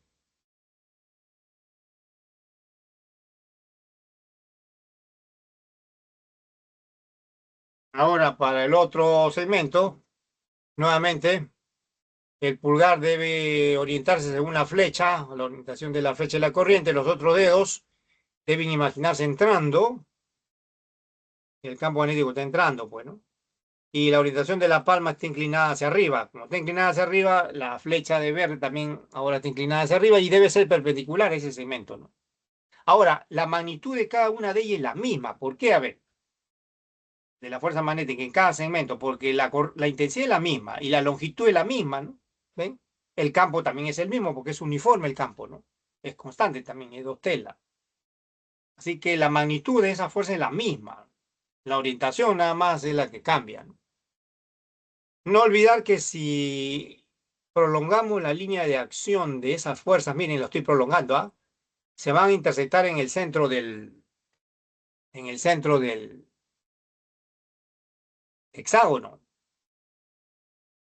Se van a interceptar en el centro del hexágono. Y el ángulo entre las fuerzas inclinadas que están ahí es 120 grados, porque en ese hexágono hay triángulos equiláteros, ¿de acuerdo?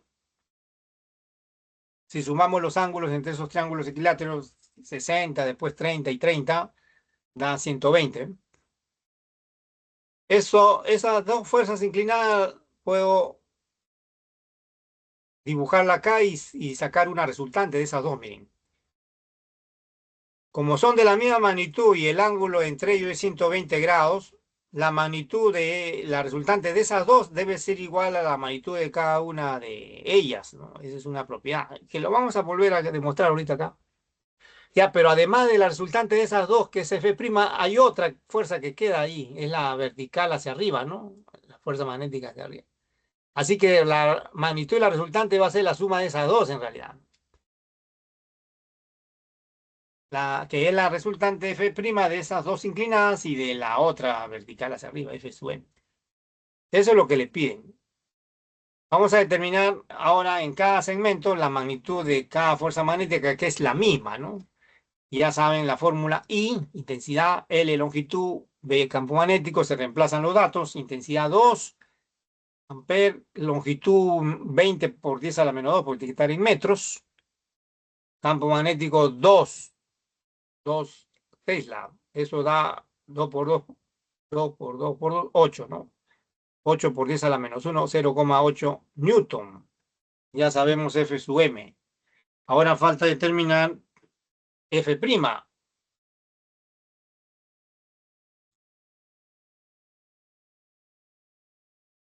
Y eso se puede calcular por la regla del paralelogramo. Raíz cuadrada, miren, de 0,8 al cuadrado más 0,8 al cuadrado más el doble de 0,8 por 0,8. El coseno de 120 menos un medio, acuérdense. Se cancela 2 ahí. Y pueden comprobar, miren, que va a salir también 0,8. Y esa es una propiedad de los vectores que cuando son de igual magnitud y forman en 120 grados, la magnitud, la resultante, es igual a la magnitud de cada uno de los vectores, ¿no? Por eso sale 0,8. Y así que ya conocemos la otra fuerza F', le sumamos a la otra F, su M, que también es 0,8 y ya está. En la ecuación uno entonces, en la ecuación uno sumamos nada más y da 1,6, ¿ven? 1,6 newton, esa es la respuesta.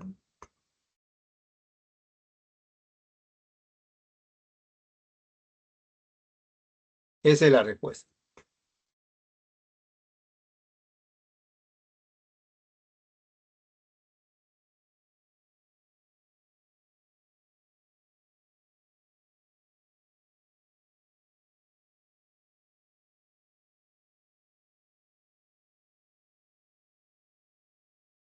Bien, es un problema también típico de fuerza magnética sobre conductores.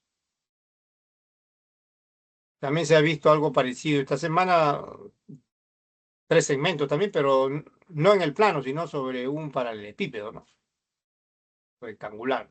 Puede hacerse de esta forma o también puede hacerse con vectores unitarios, ¿sabes? También puede hacerse con vectores unitarios, como se hizo, ¿no?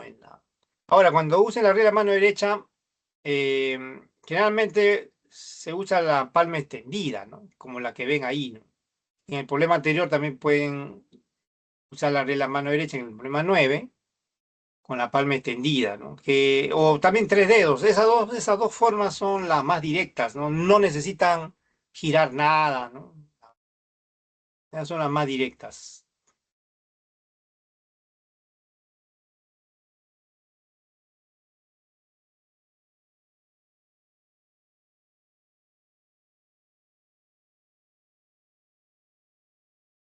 Bueno, estamos a menos de un minuto del final. Gracias por su atención en este segundo seminario que abarca hasta la semana de 14, ¿no? De magnetismo.